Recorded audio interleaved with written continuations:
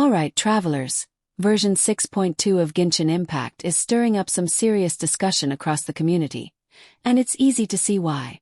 Between new banners, free pulls, and Primogem calculations, everyone's trying to figure out one big thing. How much can we really get this update without spending a single Genesis crystal? Let's break it down together. The talk of the version, of course, centers around its lineup of new and returning 5-star characters. Leaks hint that version 6.2 will introduce 3 completely new faces, Durin, Varesa, and Xilonen, alongside a highly anticipated rerun of Venti, the Anemo Archon himself. That's a lineup strong enough to make any traveler's savings feel dangerously thin. With 4 tempting banners packed into one update, the question isn't if you'll spend your Primogems, it's when you'll cave in. Now let's talk numbers, because Genshin's economy of wishes is all about careful math and a little bit of hope. The main Archon Quest and its related side content in version 6.2 are expected to reward about 860 Primogems, plus 2 intertwined fates. Sounds good, right? But there's a catch. There's no new explorable region this time around. Which means no chest Primogems, no new teleport waypoints, no new offering systems. For many players, that's the part that stings most.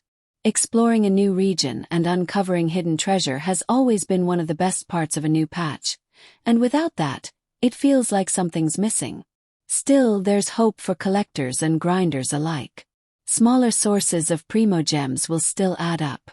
New achievements are expected to contribute around 55 Primogems. Livestream codes will bring in 300. As usual, 3 codes worth 100 each.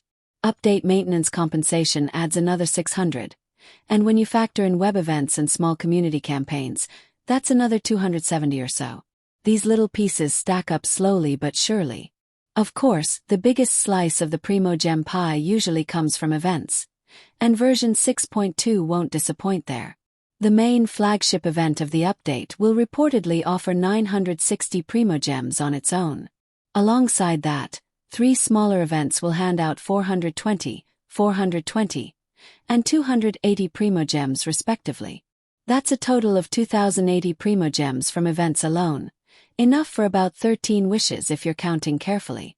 Daily commissions remain as steady and dependable as ever. Across the full 6 weeks of version 6.2, they'll bring in 25,520 Primogems, proof that consistency truly pays off.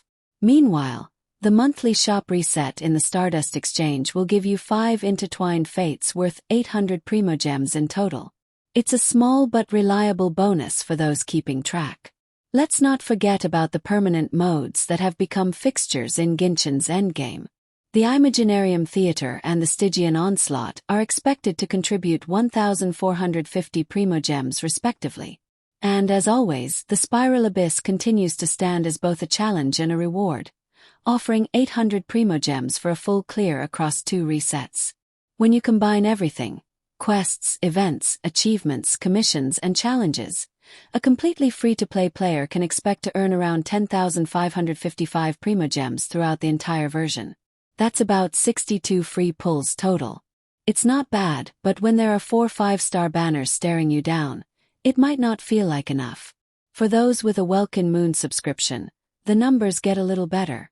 Welkin adds an extra 3,280 Primogems over the duration of the update, bringing your total to 13,835 Primogems, or around 86 pulls. And if you're running both the Welkin Moon and the Battle Pass, you can expect a total of around 15,155 Primogems. That's roughly 94 pulls. Pretty solid, though the question remains. Who are you pulling for first? And that's where the real tension of version 6.2 lies.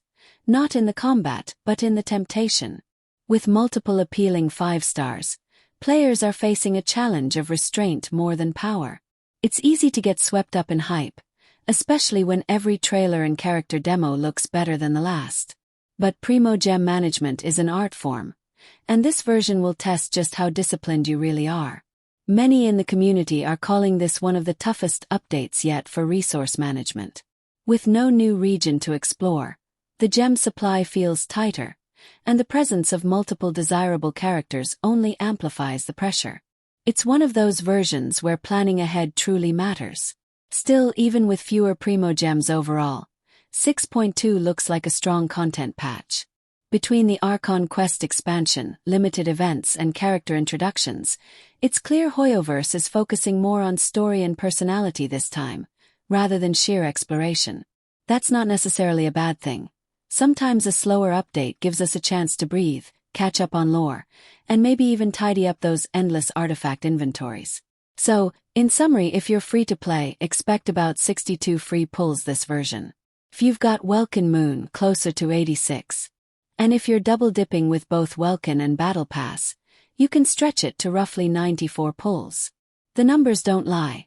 It's enough for one guaranteed 5-star and a shot at another, if luck's on your side.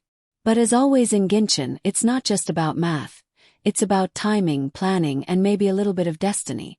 Whether you're saving for the new characters or waiting for your long-lost favorite to return, remember to plan wisely. Don't let the sparkle of new banners drain your savings too early. You never know what surprises might be waiting in 6.3 or beyond. And with that, travelers, our breakdown of Genshin Impact version 6.2's free Primogems and banner outlook comes to an end. Take it like a puff of dandelions in the wind. Light, fun, and not set in stone. If you enjoyed this update deep dive, make sure to leave a like, drop your predictions in the comments, and subscribe for more Genshin breakdowns, lore talks, and version previews. May your wishes be gold, your artifacts roll crit rate and crit damage, and your resin never overflow. Until next time, safe travels in Teyvat.